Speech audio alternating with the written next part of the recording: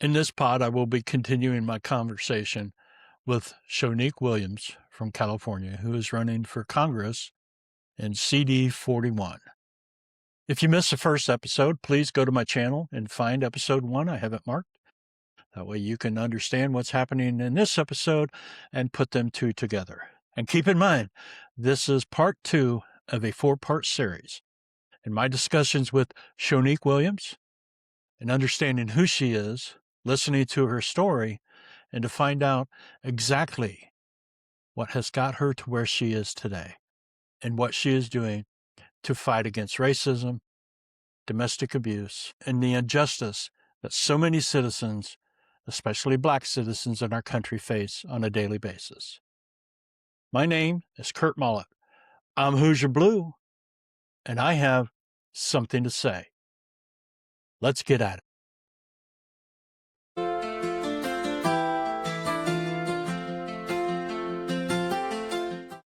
So last pod we left off, you were just about ready to inform us and tell us, I guess not inform us, but to share with us the incident that happened at the casino, which you and I spoke at length on the phone about. Mhm. And if you're just go, just Yeah, take it from here because I don't know what else to say, Shanique. I'm just, it's yeah. crazy. Uh, So as I had said so in the last episode, it had been 6 months since I saw my abuser. I had I had escaped, right? I had got away. I was doing great in life. Had a new apartment, new car, new job. Everything was going great. I was right on the brink of graduating with my bachelor's degree. And he comes to the casino. He was invited by the other woman whose birthday it was that invited me. I did know he was going to be there. I did you believe didn't that. know or did? No, I did know. I did know. I knew I had actually told her I didn't want to go initially because he was going to be there. However, there was a belief from her and I that he wasn't going to be, harmful to me because we were at a casino and there's all these cameras. You're yeah. There's cameras everywhere. One of the most highly monitored buildings that you could enter. Right. And I'm gonna say, I've never named the casino before. People have been curious. This is Casino Morongo in Southern Wow. California. It is one of the largest, if not technically the largest casino in Southern California. So those of us from here, we know how large this casino is, how many security officers, armed security officers are there, how many How many cameras are all throughout cameras? their parking lot, their Hmm. casino. They're a very, very high established casino. This isn't some, Is it safe to say that there's probably not a square foot on the property that is not under camera surveillance? yes, sir, it is safe to say. This is not a hole in the wall casino. This is not one of those. This is a very well known, high profile casino in Southern California. That makes a So, lot of money. yes, in Riverside County. So this is Hmm. actually the casino is a part of the Morongo tribe. It is sits in Cabazon Sheriff Station, which is a sheriff station that is a part of Riverside County Sheriff Station. Remember, I've shared in the last episode, Riverside County is very racist, very corrupt, proud white supremacist. So when I arrived to the casino, all is well initially. I'm not drinking. I'm not consuming any alcoholic beverages. I was actually taking medication and the days prior, so I was not consuming alcohol. But I also do not care to consume except on occasion. Hmm. Again, remember I shared in the last episode, my abuser, he has substance abuse issues, drugs, and alcohol. So when we get to the casino, he may have potentially been drinking. I'm not aware, but he was not drunk initially. Well, quite a few of us, because there was multiples of us that were there together. Well, we met there together. We didn't come together. I came only in the car with the birthday girl. So we're at the casino. Me and the birthday girl, we're playing at the blackjack table, and she's like, "Oh, I'm gonna go play, the slot machines." So I stay at the blackjack table. At one point in time, my abuser comes and sits next to me. So he's like, "Oh, you're looking good tonight. Why haven't I heard from you? XYZ." So I'm, oh, just moved on with my life. Everything's good. Mind you, he at this point in time, I'm aware that he's drinking. Didn't know how drunk he was. I'm aware he's drinking, and we're sitting at the blackjack table. And so there's people sitting around us, the dealer's right there in front of us. We're both playing at the table. So somewhere in there, he starts saying, well, who is he? I'm like, who's who? So he's like, well, who's the guy you left me for? He goes into this whole tangent that I left him for someone. That's why I left. That's why he hasn't heard from me. Starts berating me of why am I not at least returning calls to his mom and his sister? Because mind you, my number was the same. I just had blocked everyone and him and his family. So he's asking, why am I not returning calls and messages? Why did I delete everyone off social media? And I'm like, listen, I want to move forward with my life. We had the path that we had. I just want to move forward. I'm done. Somewhere in there, Not his not not not not thinking that it was had something to do with not only the years of abuse, but the fact that he strangled you to the point of unconsciousness in a dirt field. yep, leaving me to not know if I was dead, literally. The servers coming by, they're asking if you want drinks, anything like that. He starts ordering more alcohol. So it gets to a point for me where it's very obvious that he's, drunk. So as this happens, immediately fight or flight kicks in. I know it's no longer safe for me because as soon as he gets to this level of drunk that I knew that he was, I knew that he could and more than likely would become physically violent with me. Even sitting in a casino with cameras everywhere, dealers, people, as a victim of domestic violence, I knew I was not safe and I knew I needed to leave. So instead of, I don't make it a scene. Those of us that have experienced domestic violence know it was, best in my best interest to appear calm, appear collected, appear like, oh, I just got to go. So I go ahead and I say, oh, I'm tired. I'm going to go ahead and go home. Mind you, this is for my safety. I'm not tired. I wanted to stay and have a good time. I just knew I was not safe.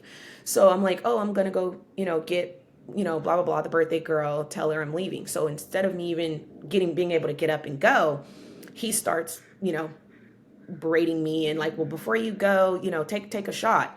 So I was like, no, I don't want to take a shot. Mind you, again, I had been taking medication. I hadn't drank all night. So he's like, well, I was like, I don't want to take a shot. So he was like, well, take the shot right now. Because if you don't take the shot, that's not how I know you're pregnant by this, NIGG. So I was like, pregnant? Mind you, I wasn't even dating anybody. I was like, pregnant?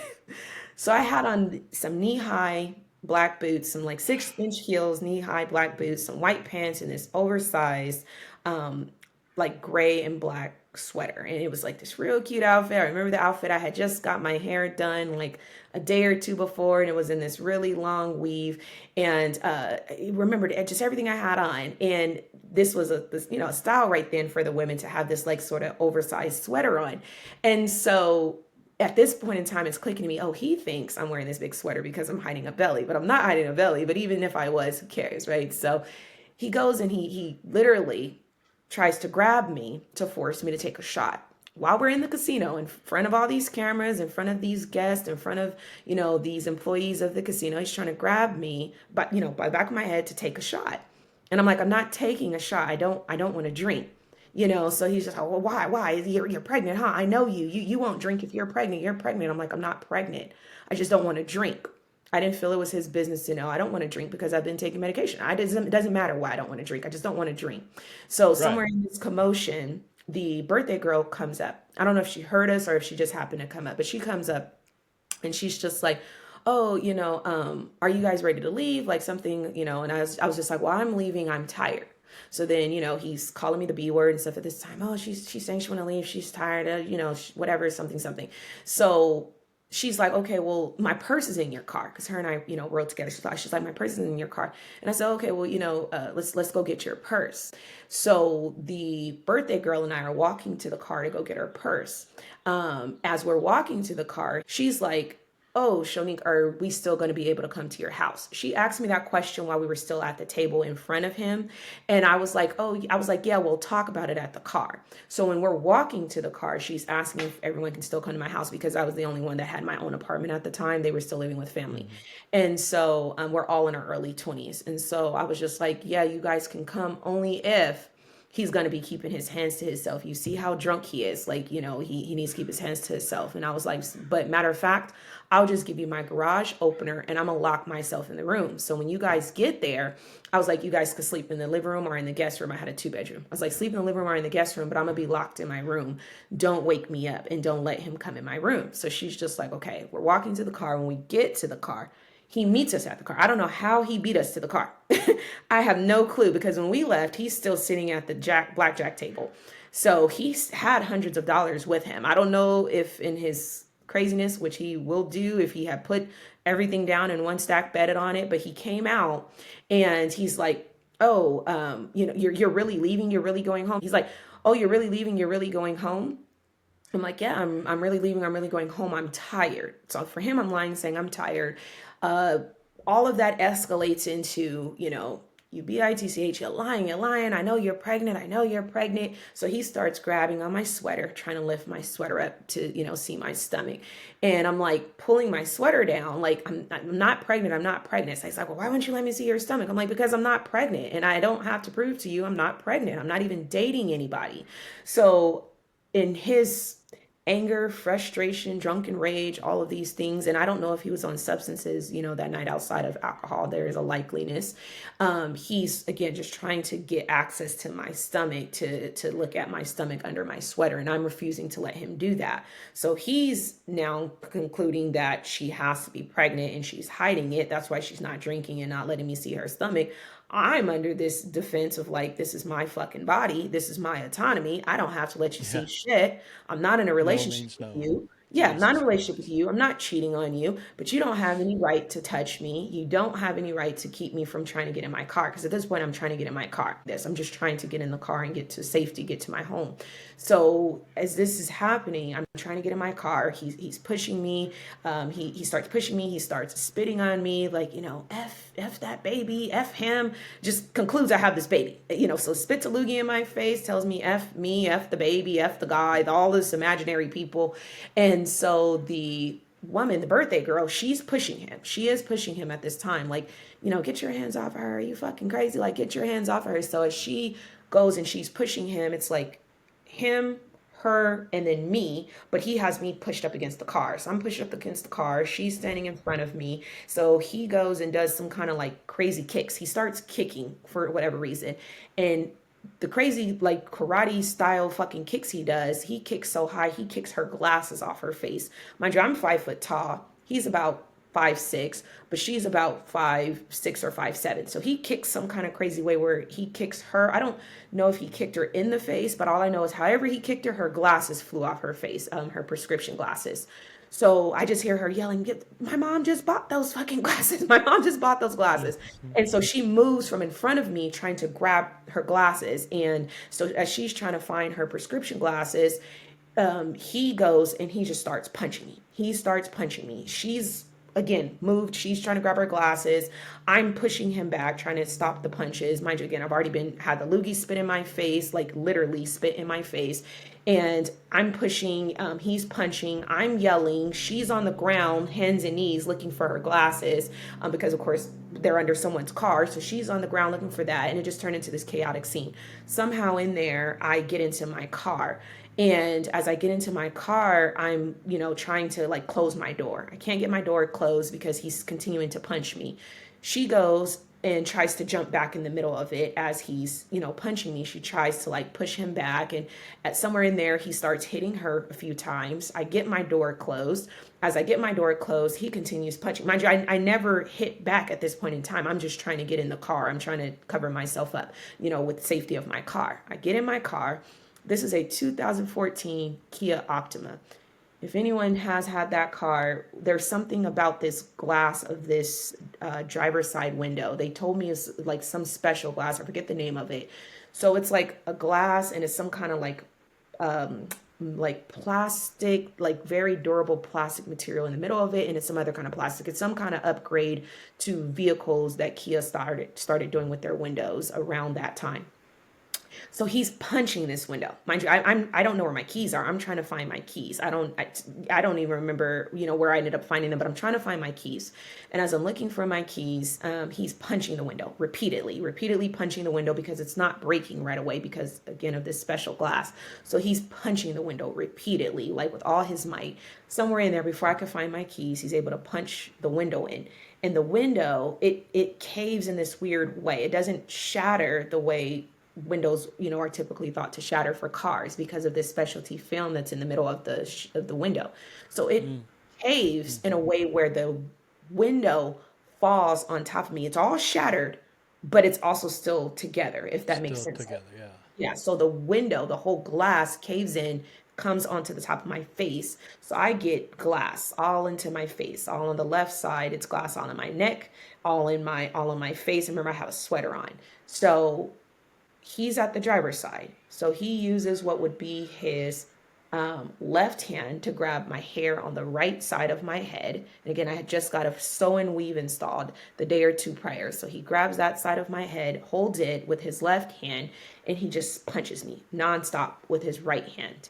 And I'm sitting in my car. I have on these knee high, 6-inch knee high boots. And Hmm. so I just remember I was like trying to like escape. Like I'm trying to get over to my passenger side of my car as he's holding and pulling me by the right side of my hair, punching my face on what would be the left side of my face. So even with the glass up against my face, he's punching. So the glass is being embedded into my face. The glass falls at one point. The film falls down and he just continues punching my face. I'm trying to get my legs from under the steering wheel area over to the passenger side. But because I have on these knee high 6-inch black boots, I can't get my legs from under the steering wheel area to get over here to the other side of the car because my brain is saying, get over to this side, get out the passenger side, Hmm. run. Yeah. Like that's what I'm trying to do. I'm not even trying to punch back. I'm trying to get out of the car and run. And so nowhere in there am I able to do that. And at some point I just remember just everything was gone. I was getting punched, everything was gone. And then at some point in time when I come back to, and I had lost consciousness. So at some point in time when I come back to, I just was looking around. He was standing at the front of the car, and he's standing at the front of the car. He was screaming and yelling. I don't know what he was saying. It sounded like like muffling, like his voice just sounded like this loud, like muffle, like I was underwater. I couldn't make out his words. I don't know where the birthday girl had went at this point in time. The glass is on top of me. It's still laying on me. And even with the sweater on, due to like the commotion I had started, I had got cuts all to the left side of my body from the glass, and that's just the scene was chaotic. I had no clue what was going on. I have no clue if anyone else had ever made their way out to the parking lot. This is about it's after midnight. It was somewhere between like midnight and 1 in the morning. I only know this due to my time of arrest was like 2 something in the morning. And yes, I said my time of arrest because I got arrested. So as this is happening, I'm looking And for apparently, this was some kind of glass in the window that had some kind of safety feature to it that kind of yes, held it together. But even that's those what it was type supposed of to be doing. glass that are in front It was still windows that shattered. are prevented, It was they shattered. still shatter, and you still get Yes, shards, and you still get pieces of glass. It's just not the overall thing just completely exactly. shatters and goes everywhere. So Yes, sir. It was just so whatever that. people can kind of, Yes. you know, Yeah, and that's what I'm make calling some a sense of specialty what you're class. saying. And this Exactly. probably, even though it's taken you, time to go through this and tell us everything that you're telling us, which, I appreciate you sharing this with us. It's got to be difficult, but it probably lasted, a couple These minutes. happen in minutes, and it's crazy Yeah, because it's like, yeah, this is a lot for me to explain, but these incidents of domestic violence and things, sometimes, not all the times, but sometimes they're very quick to the point where I yeah, understand what I'm saying. I didn't even have the ability to fight back. Like it happened right, so fast. I was in so much shock and so much trauma. Like I didn't even right. get to react. And And again, and I shared this with you on our phone call last week. The impact that it would take from a human fist to shatter a car window. in this If kind of people, car window, that's what's important. If people could understand right, What? right, but any car window, but yeah, especially when it has an extra film in it. Hmm. The velocity and the power behind that. And you know damn well, and I said this to you, after he did that, with every punch in a situation like this, the intensity increases. Yes. So he was able to punch through a car window and continued to beat you in the face with his fist. Until I lost And that consciousness. is just, people have to try to, you can't. I mean, you can't. But go out and punch your car The window this sad, afternoon the after sad you part, get done listening to this. Go the out and sad punch it. part of the Yeah. rage that you're describing, right? Crazy. Because I Yeah. was conscious, I don't know how many times this man continued to punch me while I was Mm-hmm. unconscious. He didn't Yeah. even know if I was dead. If you all have ever seen someone beaten unconscious before, you can't differentiate if that person is dead in that moment. Mm-mm. So I don't know They how stop when long they he stop. continued to beat me. Yeah, I didn't see the time of when my Yeah. abuse started and when it ended. I don't know how long this situation Yeah, dragged out. I have no it's just like clue. the story you shared in episode 1 of this, where he strangled you to unconsciousness in the field, and I Mhm. didn't get to say it then because you were talking and I didn't want to interrupt. But he stop because he thought he had ended your life? Who knows? Who I mean, knows? and that's why he took off running. Mhm. You Who know, knows?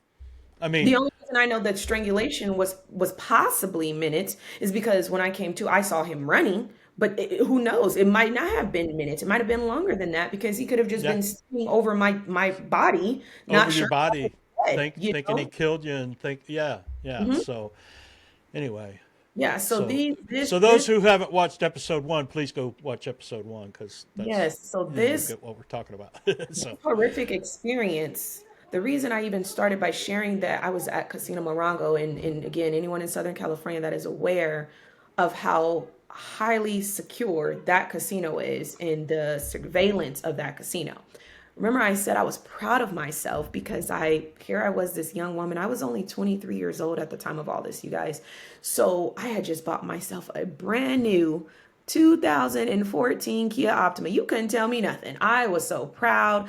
I was looking at graduation of my bachelor's degree. So I took very much so pride in my car, right? And like I said, it was this very nice, beautiful red Optima. And so for me, because my car was brand new and I had barely had it maybe even a month, I bought it with 3 miles on it. And I say that because people that know that when you are that proud of a brand new car, especially as a young adult and you did it all yourself, you take care of that car with pride and with joy. mm-hmm. Not only that, you keep that car safe. So when I got to the casino, just like I do any and everywhere else at the time when I had just got that brand new car, I intentionally parked under cameras. And I intentionally did that because I had this brand new car that I was proud of. So the camera literally was right above my vehicle. The camera was right above my Mounted vehicle. to a light pole, I'm sure that a light Yes, was sir. shining down So onto keep your that in car. mind because all of that happened at my vehicle, standing outside of my vehicle and inside my vehicle. Keep that in mind. So then, when I go ahead and I call the police, somewhere in there I do find my car keys and they're on the floor in the back seat. So I don't even know how or what happened with that, but my car keys were on the floor in the back seat of my car. And so as I get my keys and I'm on the phone with the police. I'm on the phone with 911 dispatch and I'm crying and I'm yelling and I'm frantic. XYZ, I'm saying his name. Yeah, he just beat me. He just beat me unconscious. I'm at Casino Morongo, so the operator's, ma'am, please calm down. Can you tell us where you're at? No, I can't calm down. He just beat me. He just beat me again, right? So I'm screaming, I'm yelling, like, he just beat me again. And they're like, well, ma'am, can you please describe to us what you're wearing? So they ask what I'm wearing first. I give them that description, my name, my age, birthday, all that. So then they ask for his description. So I'm giving his age, I'm giving his birthday, and then somewhere in there they're asking me what he was wearing, and like I'm going in and out of not consciousness at the I didn't understand at that Well, time. Later, I'm going in and out of shock. I'm going in and out yeah, of I had concussion. I'm going in and trauma. out of lucidness. So I'm but Yeah. I'm driving through this parking lot. And I'm trying to like look for him, and I'm trying to tell dispatch because I don't know what he's wearing. I have no clue, cannot recall what he's wearing. But I'm not realizing that this was literally impacts of even the injuries I just had, that it's a concussion. I couldn't explain. I did not understand at that time how distorted, my communication possibly was with 911. And I say possibly because we were never able to recover the 911 tape, never were able to recover a single clip of the 911 tape. Okay. Why? So remember, I said this is in Riverside County. How did you not recover over 20 minutes? They swear, Riverside County Sheriff's Department swore that they were not able, because, pulling discovery, fighting my case, they swore they were not able to recover any 911 audio, possibly because of the fact that I called from a cell phone and I was in the Morongo Oh my Basin. God. That's what they allege. They allege it probably That's had just something to do with bullshit. my service. That's just bullshit. It was That's over crazy. 20 minutes that I'm on the phone, Wow. screaming, crying, asking for Wow. help, trying to explain where I'm at inside of this casino parking lot. Because again, I had just been beat unconscious. So I'm trying to explain what parking lot I'm in because this is a huge casino. So I don't know what parking lot I'm in. I just keep saying I'm at the entrance. I'm near the entrance because there's only one entrance for Casino Morongo. Yes, there's all these entrances through the parking lot, but there's only one main entrance. So even in Main the entrance. confusion, if the victim keeps saying, I'm at the entrance, there's not a confusion of what she's saying. She's at Right. the entrance. There's only one, and even if there is a confusion, guess what? There's dozens of officers that work at Casino Morongo. So an officer could have went to every single entrance in that casino within minutes, the same way they would have done if someone attempted to rob the place. If someone had attempted to rob them, oh, you guys, it would have been no confusion. You guys would have made it to every Oh yeah, single. no doubt about it. Yeah. So when I'm calling for Yeah. help, even if you didn't understand what entrance I was at, you should have been able to get there. So mind you, I'm on the phone screaming, crying for over 20 minutes. And this is important because, again, I'm looking for him in the parking lot. When I do see him in the parking lot, he comes up to I pull up to the side of the casino. He's trying to walk back in the casino. I don't know if he was under substance abuse influence at the time, but he was, again, I knew, drunk. So he is literally walking back in the casino. I don't know if he had intention to go back in there and gamble, like as if he had just did nothing. I don't know if he was, attempting to go inside to go get the other people that were there, for celebrating the birthday party. I don't know. But he's walking back in the casino. So I'm saying this to the operator, like, oh my fucking God, he's walking back in the casino after he just beat me unconscious. Like, I'm saying this to her, and I remember it was a woman, and I'm saying this to her, and sorry, there's something in my eye. And so as I'm saying this to No her, problem. I'm on my car audio. I don't even realize this in the moment. I'm on my car audio. So the car audio, of course, you can hear it outside the car. So that I don't know this at the moment. All of a sudden, he stops and he turns around and he starts walking up to my car because his back was to me the whole time. So I don't know if he had seen me prior to hearing me say that, but he turns around and he Mm-hmm. comes walks back up to my car, stands in front of my car. He starts punching on my hood of my car. He starts punching on it. Bitch, get out the car. Bitch, get out the car. You called the police on me. You called the police on me. So mind you, my windows caved in already. My doors are locked. Like that did any good because my windows caved in already. And he, bitch, you called the police on me. You called the police on me. And so as he's saying this and he's punching the hood of my car, he physically jumps onto the hood of my car. Mind you, my car is parked on the side of this. It's not the side of anything. It's the entrance. You know how like it's like a where you could let someone out if you were going to let someone out at the front entrance of a building. So I'm parked there, and I believe it was a red zone, but I'm parked there. I'm waiting for police to show up. I'm waiting for security to show up. No one has come out. I've been on the phone at this point in time for I don't even know how many minutes. No one comes out. So and the only reason I knew that my 911 call was over 20 minutes is because that was, when my attorney and I had went back to go look at the call log. That's how we knew that it was over 20 minutes because I didn't know how long I was on the phone with these people. So he jumps on top of my car, completely drunk and possibly, who knows, under the influence of something. He jumps on my car, puts both of his hands on my vehicle like this, but spread out. And he takes his tongue and licks my windshield, like literally licks my windshield. So that's parts of me that causes me to believe that he was possibly under a substance besides alcohol. You This think? maniac licks a freaking Jesus. car windshield.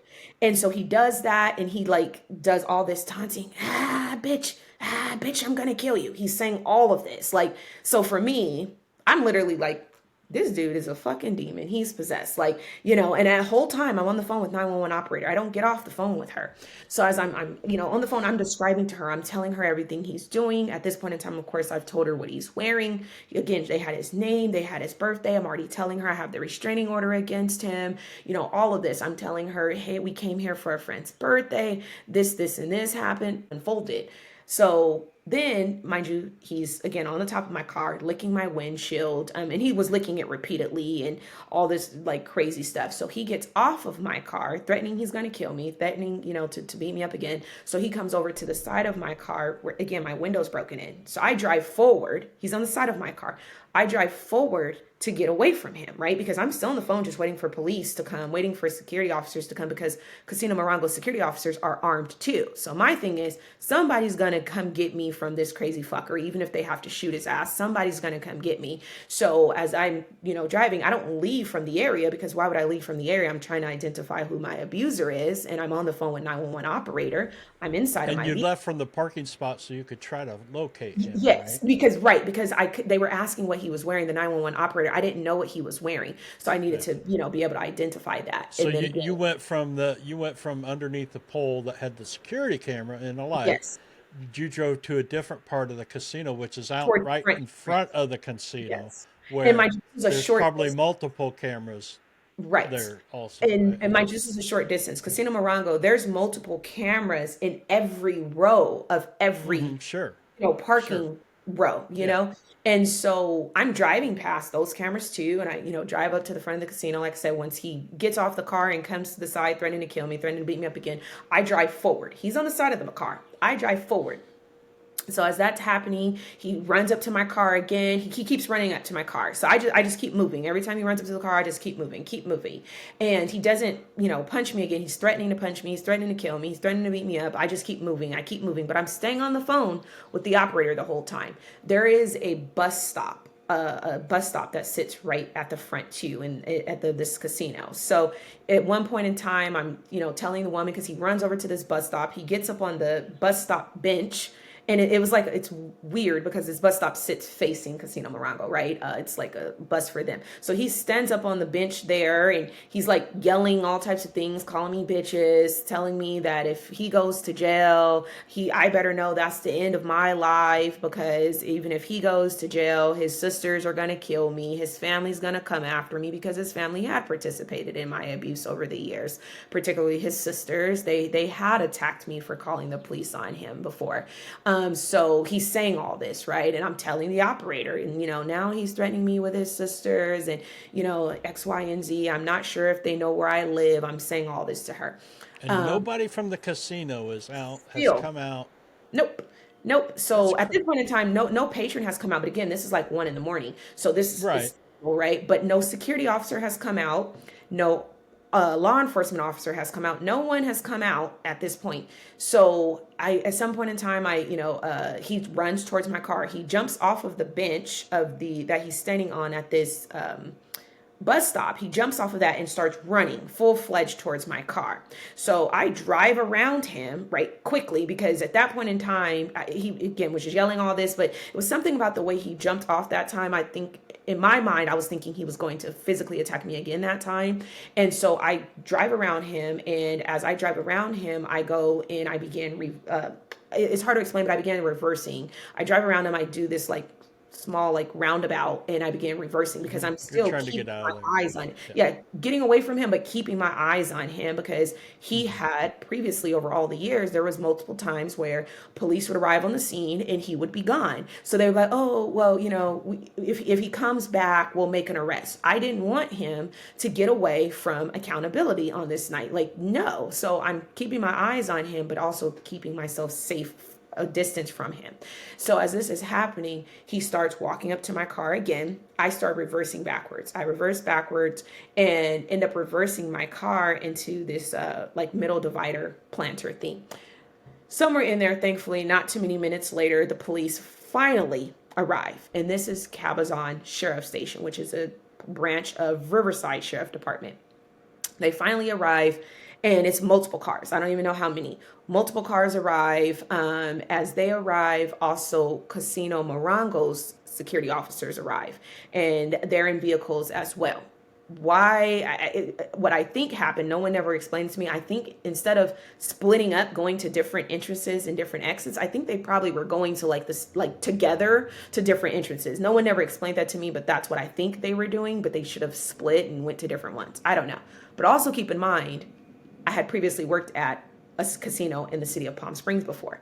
We have cameras for a reason. People do get, robbed, burglarized, raped, and things like that at casinos, substance abuse, overdoses, all of that. So we are able at any point in time to check the cameras. By we, meaning I was a security officer for a casino. We can check the cameras at any given time in the casino. So the casino was not as large as Morongo that I worked at. So I don't know if it had something to do with their cameras, of how many they have there.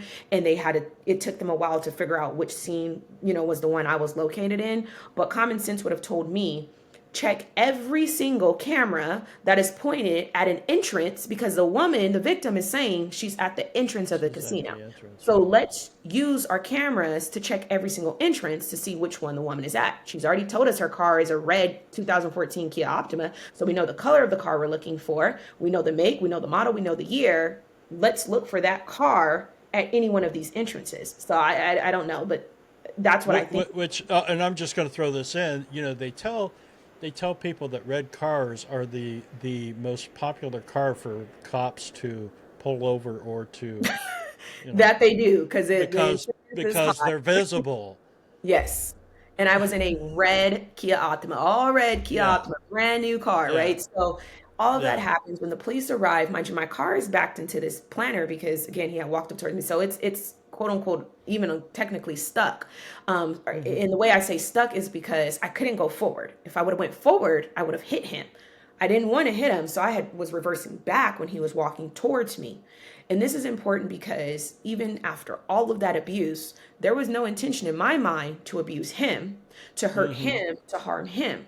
I wanted to keep myself safe. I wanted him held accountable. I wanted him arrested, but I was not even looking to harm him. So I'm reversing instead of going forward towards the person that just beat me unconscious and is still threatening to kill me. And technically, right, he's chasing me through the parking lot. Yes, I went after him first to describe his outfit to 911, but after that, I just parked my car on this right there by the entrance. That was it. But then he kept running to my car and physically jumping on top of my car and running to my driver's window. And So when the licking police your arrived, windshield and right. So licking when the your police arrive, windshield. and mind you, I have no windshield at this time, so he has easy access to. No, I mean your front windshield, licking your Yeah. fucking front Well, yeah, windshield. licking that. But I'm saying he also even had that easy access now because now the window's Yeah, broken. So right. when the police arrive, and like I said, I don't even know how many cars it was. When they arrive to the scene, it's the casino officers as well as the Cabazon Sheriff Station. So they ask me, oh, ma'am, can you please take a seat right here? So they have me sit down on the curb, and they're asking me questions, and I'm just crying. I need a fucking ambulance. I need a fucking ambulance. Like, mind you, I hang up. They asked me to hang up with they're like, who are you on the phone with? I was like, oh, the 911 operator. They're like, oh, let them know that dispatch know that we've arrived. You can hang up. So they tell me that. And that's important too, because whatever. So they tell me to hang up with that dispatch. I do that. And at this point, I'm crying. I have been crying this whole time, but I'm crying like tears in my eyes, and I'm showing them my hands because I have glass shards all in my hands. Because of course, when he's hitting, I'm trying Trying to to hold push my hands away. up. Yeah. So my palms, my fingers, my forearms, they're all covered with glass shards. They're bleeding. I was like, I need a fucking ambulance. I don't have any clue what my face looks like at this time. I just say, I need an ambulance. Look at my hands. Look at my hands. I don't know. My hair is ripped out. Like, I don't know any of that. All I know is look at my hands. They're bleeding. They're bleeding. So somewhere in there, they're asking me questions. I'm talking to them. I'm screaming. I'm yelling. I'm like, I need an ambulance. I end up calling one of my friends. They walk away from me. They're talking to him. I call one of my friends. I'm like, can you please come get can you please come get me? Can you please come get me? And so she's just like, what happened? I was like, I need to go to the ambulance. And it's weird. I don't know what was all going through my brain, but I'm asking her to come get me. She's in the city of Riverside. This is at Morongo. This is at Cabazon. So this is going to be at 20, 25-minute drive for her, but somewhere in my head, I'm telling myself to call her to come get me, even though I'm there with police. And I think it was like in that moment, it was like, well, the police haven't sent, ambulance to come get me yet. So I think in my head, with the concussion and everything that was going on, it's like, call someone else to come get you. I don't know. I should have just called 911 and told them to send an ambulance, but I just called my friend. So I told her to come get me. So she's like, okay, I'm on my way. And unfortunately, she had Well, when responded. you first made the initial call and said you were being That beaten, was so there, 911, right? But yeah, hey, but I mean, they should have you're figured right. out. They And why should the have hell would sent, you? mind you, even with Why do you need to tell the cops to call an ambulance all when of you've that I got explained, your face beaten in everything, and you're bleeding? nope, everything I explained that happened, they did not send an ambulance. They did not send the fire department. No, sir. Which, yes, the common sense, you should send an ambulance and a fire department. This woman is literally explaining that she was just beat unconscious. Why would you not send an ambulance and a fire department Well, I to think it's their civic duty as cops if they come on a scene and someone is injured. But even in the 911 dispatch, why did you not send ambulance and fire An department? ambulance. Mind you, Casino Morongo, because of how large they are, the Morongo Basin, they have their own fire department. They have their own ambulance. This is how large and significant this casino is. They did not send theirs either. Okay. We have health, how do you want to say it? Like health providers at the casinos for scenes like this as well. None of them came out to render aid. No one renders me aid at any point in time. So somewhere as I'm talking on the phone with my friend, I don't know if she asked me what my injuries were. For some reason, I just remember I started telling her about the blood in my hands, on my hands and on my forearms. And then I started touching my face. And then I just started screaming, oh my God, my hair. All of this was bald, like literally to the scalp, like a baby. And I just was like, oh my God, my hair, my hair. And then I don't know. I was just touching my face as I'm talking to her. And as I'm touching my face, I felt my lip because my lip was hanging down. And I learned later that even the white meat was out. I didn't know it at the time. It was hanging down. It was so fat. It was so swollen. I knew there was glass in my face because, of course, it was hurting to touch my face. I don't know yet, but both of my eyes were black. My nose was swelled hot, large. I, felt some of the knots forming, but like my face was not recognizable. You think of like one of like those like it's a character from like a movie. I can't think of it. I was about to say the name. Like Rocky. Like Yeah. Like cut if me. not Yeah. worse. Like Let go of the swelling. you could not recognize this face. Like you would have never known that like if you saw my photo from that day, you would never know that I was that person. That's how And they horrible. didn't fucking call an ambulance. That just Never blows me called an away. ambulance. And mind you, as So we know, I hate being this way, but do you think if you were a white girl, no, I know for a fact. You don't even got to ask me the question. If I was a fucking white person, no. If I was a non-black, I don't care if it was non Hispanic, okay. Asian, anything. If I was a non-black woman, they would have called the police. If I was a white woman, they would have came guns drawn on his ass. But because I was a black woman, I was told to sit on the curb. I think you guys, I said that because that's important. They arrived on a scene where I had been beat unconscious. They asked me to get out of the vehicle of my car that I was sitting in for safety, and they told me to sit on the fucking curb. Sitting on a curb by the police officers, as we all know, is a disgrace, right? I was told to sit on a curb as a victim. I never once touched my abuser. I didn't push him. I didn't spit on him. I never went towards him, even when he kept meeting me with harm, when he kept chasing my vehicle. Never did any of those things. Mind you, I was screaming. I was yelling. I was cussing. So what happened? The angry black woman. The angry black woman. So the Hmm. officers, wrapping this portion of the story up, the officers end up taking me and him into custody. They said they could not determine who was the abuser. Never touched him. He told them that he beat me unconscious. Oh, no, he told them the truth. He said it was because when I got in my car, he thought that I was going to run him over.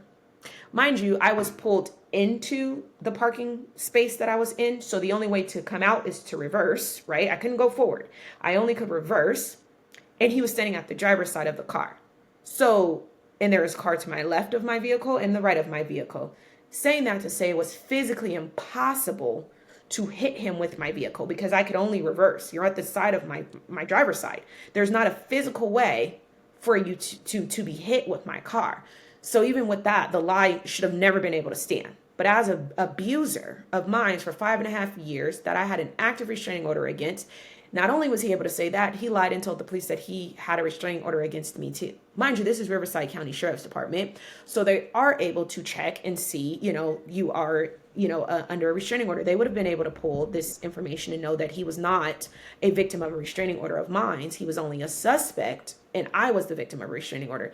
Riverside County is the same county that gave the restraining order to me because he had beat me multiple times, and they made a plea bargain with him for the multiple counts of domestic violence that he had, which included multiple misdemeanor counts and multiple felony counts. That's how we got the restraining order to begin with. I didn't go and file a restraining order against my abuser because I was living with him at the time. I didn't know all my rights and protections. Riverside County offered me that as a means of protecting me because him and I were still living together, and they gave him a plea bargain for the abuse. Okay, so keep that in mind. Not So only a cop would get his information.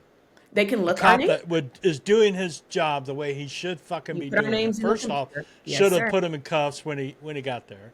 Should have Yes, had the ambulance. But as soon as he went and sat in his little cruiser and typed the dude's name into the computer yes, sir. and his fucking rap sheet pulled up, he They should see have it. said, "Oh my fucking god," and Keep in in the mind, it does stuff. not matter, but I'm going to go ahead and state I had never been to jail, you guys.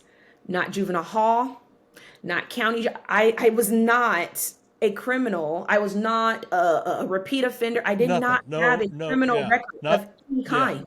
Even if I did, that would not have been any reason to justify my abuse or whatever. But I'm stating that to say I had no record. None. None. I was a straight A college student getting ready to finish my bachelor's degree, looking for the law school that I was going to go to. Like I was applying and looking for law schools.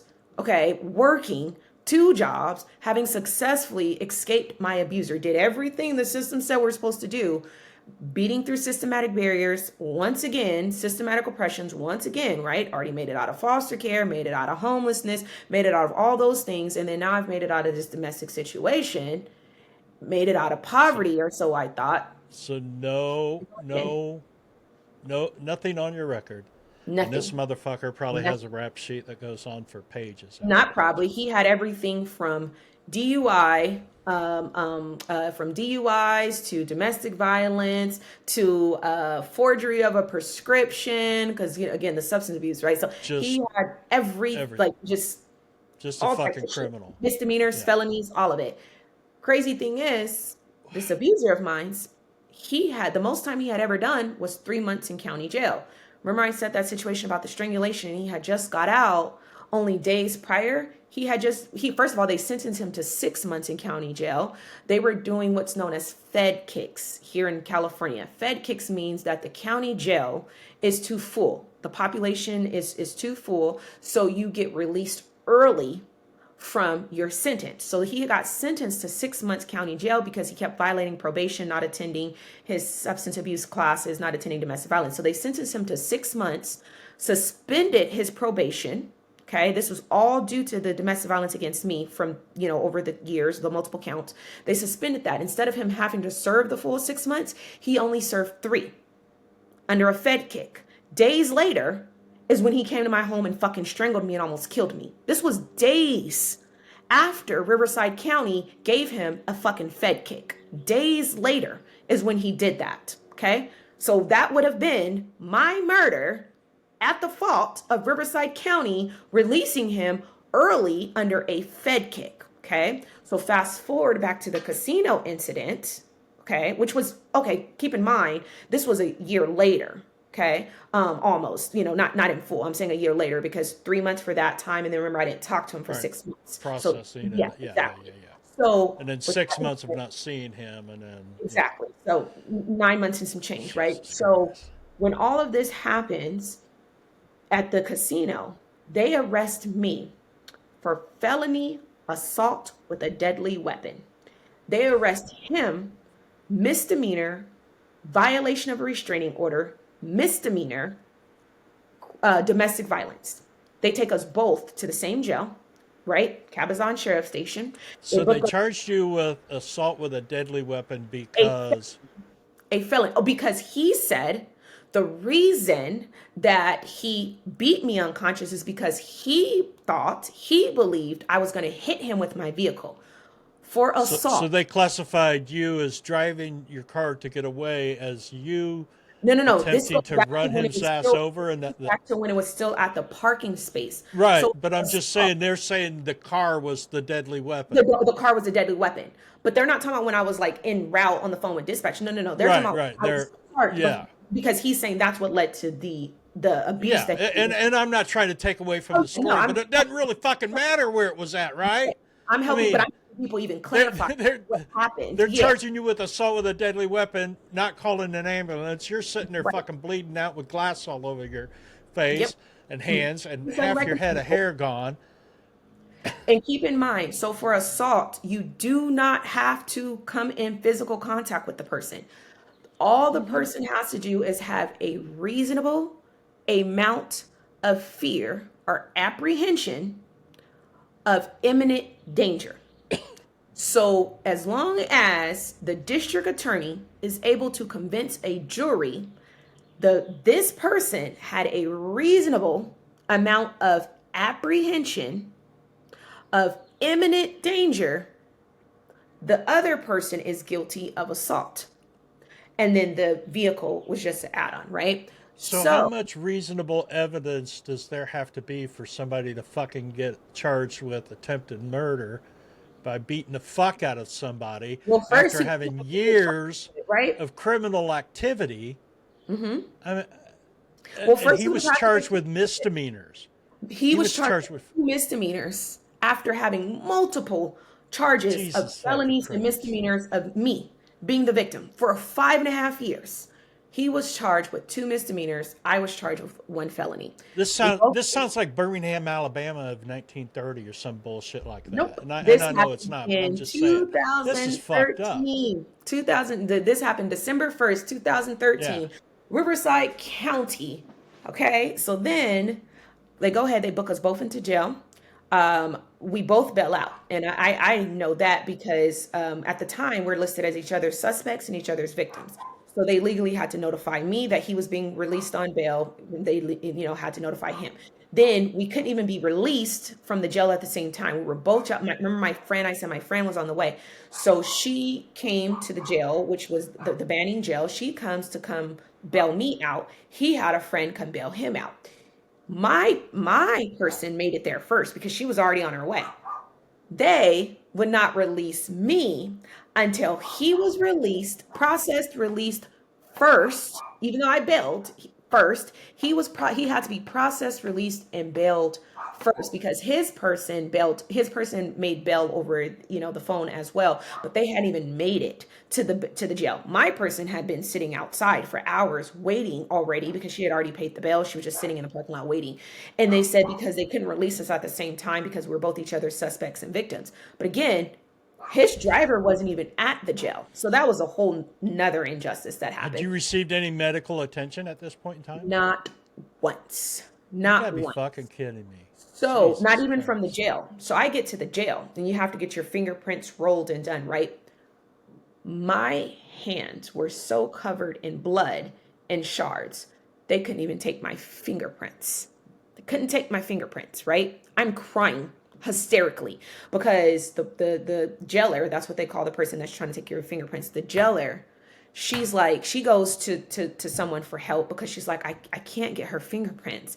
She got blood, she's crying, like I can't get her fingerprints. So they have me speak to the therapist, a psychiatrist that was on site. And crazy enough, they never call an ambulance for me. They never send me to the hospital. they have me start talking to this therapist, this psychiatrist, trying to determine if I was suicidal.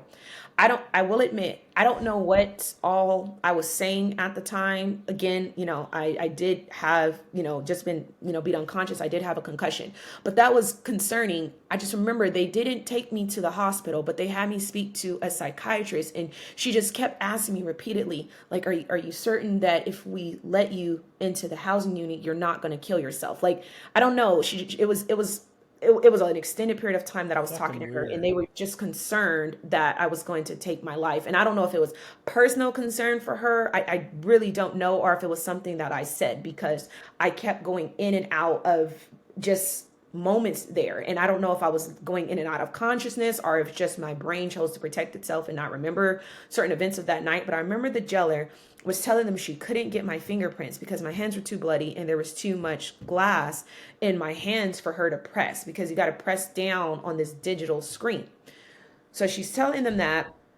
There's someone else that's like, I don't know what their title was, but it was a sheriff. It was a sheriff, and they're like, well, you have to take her fingerprints. And so she's like, well, I'm not able to do it. So they told her she had to. So she comes back in. She's like trying to clean me up with alcohol wipes, and I just remember she was just like, I'm so sorry, Shonique, I'm so sorry. And she just started pressing. She's like, I'm gonna go as fast as I can. So up on orders, she starts pressing with glass in my hands, pressing my fingers, because you got to do one finger at a time. Then you got to do all four fingers here. You do your thumb. Then you got to roll to the side. Like, you got to roll each finger. Not, you press each finger and then you roll each finger one at a time. Same for your thumb. Then same for your palm of your hand. You press it down. Then you roll over to the side. I'm doing this with glass shards in both of my hands, bleeding. Okay, this is what I'm experiencing, and I'm crying. And the lady's like, I'm so sorry. I'm gonna go as fast as I can. No aid rendered to me. No hospital visit. Nothing. Fast forwarding it all, I'm checked into the cell, and mind you, the cell in Riverside County, they have like 16 men, and they have 64 men. And what that means is the 64 men, yes, there is a huge room with concrete flooring, and there is 64 people in there on bunk beds. Boom, boom, boom, just rows of bunk beds. I remember when I walked in there, mind you, this is the middle of the night. When I first get there, I walk in there, and there's a lot of women sleep, right? And people are just, looking up to see who's coming in. And I just remember there's like a few people like, what the fuck? Look at her face. Look at her face. Like, you just like, because I'm walking in the middle of the night and they're just trying to see who I am. So then the next morning when we get up for breakfast, because mind you, I had got bailed out, but I was waiting to be released. Breakfast is early as shit, like 5 something in the morning. And I'm being processed maybe at like 2, 3 something in the morning. So it's 5, 6 in the morning when it's breakfast time. You have to get up for chow. You can't stay on your bunk. So even though I didn't want to get up, I'm beaten and I'm battered and I have not received medical care. You have to sit, because the chow tables for the 64 man cell, they sit in the middle of this concrete cell, this huge cell. You don't leave out of the room to have chow. It's brought there. So I'm sitting there amongst roughly 63 other women, because I don't remember if every bed was full. And I'm sitting there, and everyone is looking at me, because everyone's like, what the fuck? Mind you, I still myself have not seen my face. I haven't seen my face. I just know my hair is gone, and I just got blood in, my hands are still bloody and everything. And I'm changed into the, jail uniform. That's how I knew I had the shards on my side at that time, of course, but I still haven't seen my face. There was no mirrors, right? Haven't seen my face. So we leave out finally. Once I'm processed out, me and my friend leave. She sees me. She just starts crying. She just immediately starts crying. She goes in to hug me, and then she stops. And she's just like, explained that she didn't want to hug me because she was scared, like it was going to hurt me because of how bad I was beaten. So she didn't want to hug me, and she's, bigger than I am. And so when we hug, like my face sort of goes into her boobs, right? So she didn't want to hug me, and she's just like, so I just remember she was like, do you want to go to the hospital right now? Like, come on, let's go to the hospital. And I remember she kept trying to convince me to go to the hospital. And I said, no. I was like, I just want to go lay down. I just want to go lay down. So she offered to take me to the hospital. And I told her I went to go lay down. So she takes me to her house, and she lived at the time in Riverside. And she lived in this 3-story apartment complex. And she lived on the 3rd floor. And I just remember we got inside of her apartment. I'm Christian, and this is a Christian young woman too. I remember we got inside of her apartment. Her roommate was there. Her roommate was sleeping initially, but she wakes her roommate up. And at this time, I'm not knowing what's going on. These girls are scared. And again, I don't remember what all I was saying, but these girls were scared. So they wake up and we're all sitting in the living room at one point. And I just remember my friend just kept trying to get me to go in the room, and I wouldn't go in the room. And somewhere in there, she's like, goes and calls her mom. And I knew she was on the phone with her mom, and I had a great relationship with her mom too. And I don't know what all was happening, but she goes in the room to talk on the phone with her mom. And then somewhere in there, I walk out of the apartment door, and I go to the balcony, right? Of on and we're on the third floor. And I just remember that I had every thought and every decision made up in my head that I was about to jump. And I just remember she came out, and she was like just standing at the door, and she's on the phone with her mom. And I remember hearing her, but she sounded far. Like, but she was feet away from me, but she sounded really far. I don't remember what all was happening like in my head and my thoughts at the time. And I just remember she's crying. I just remember like hearing that her mom's voice, but I can't make out what any of them are saying. I was talking to her. I was talking to her, but I have no clue what I was telling her. I Mm-hmm. have no clue what I was talking about. And again, that's Right. significant because even with whatever was happening with the therapist back or the psychiatrist back at the jail, I'm very much so believing that I probably was telling her some suicidal ideations and stuff too. I just don't, to this day, I don't remember what I was saying to her nor to my friend that day. So immediately my friend's like, hey, come on, we're going to my mom's house. And I'm thankful her mom was on the phone because she was freaked. She was crying, like she was scared. And she was trying to get me, like, come on, we're going to my mom's house. And I just remember I was like, no, no. Like I remember telling her no, and I was saying all kind of things, but I just remember telling her no. And when she was trying to pull me away from the, jumping, I'm standing there holding the balcony rail, and I'm refusing to, leave with her to go in the house or down the stairs, whichever one she was trying to get me to do. I was just refusing to do that. But I'm nowhere near in my right mind at all, and that's why I can't explain it all except for very few Right. moments things. And so we get to her mom's house, and I just remember as we're driving, I just remembered like the she when we got in the car, her car doors didn't automatically lock. I remember we got in the car, and I remember she locked the car doors. And I remember she locked the car doors. And I just remember I looked at her because some things were making sense to me, but some weren't. And I just remember she locked the car doors, and she just turned on gospel music. She turned on gospel music, and we were driving to her mom's house, who also lived in Riverside. So it wasn't too far of a drive, but we get there, and when we get to her mom's house, her mom just immediately, she's crying, she's praying, she has gospel music playing, and they're talking to me. And I don't remember everything they were saying. They were, all I know is they were praying for me. They were playing gospel music. And if you know anything about older Christian black women, she was, doing what's known as laying hands on me, and she was rebuking spirits of suicide. And I don't fully know what all was happening in those moments in those times, but that Wow. was like the scene, and this went on for the day.